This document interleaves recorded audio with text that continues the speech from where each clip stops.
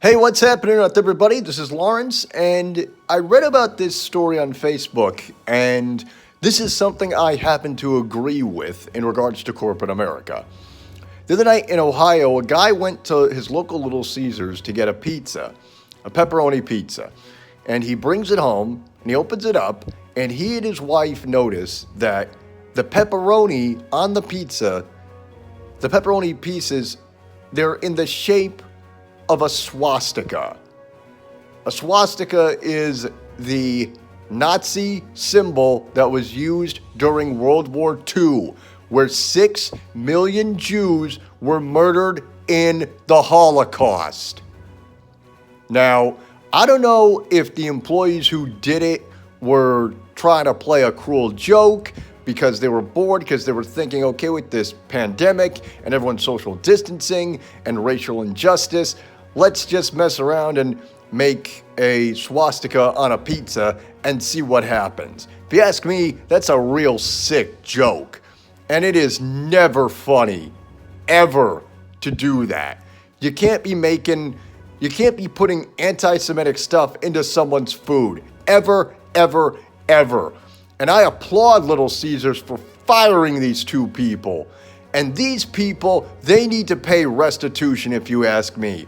I think these guys, or whoever was involved, they should do community service. And the community service should be going into every public restroom of every restaurant in the surrounding area and cleaning up the toilets and the urinals, because I don't know how many times I've had to hear about people who have gone into the bathroom and they put something racist or, whatever, pretty much into the toilet or onto the urinal. And you want to talk about food and anti-Semitism. How come PETA, the People for the Ethical Treatment of Animals, basically got away with anti-Semitism back in 2003? Because evidently somebody at their PR firm didn't do their research. Because back in 2002, there was a story about a shoe company in London that had a shoe called the Zyklon, which on paper seems fine, but it later came out that they named it after Zyklon B gas, which was used during the Holocaust.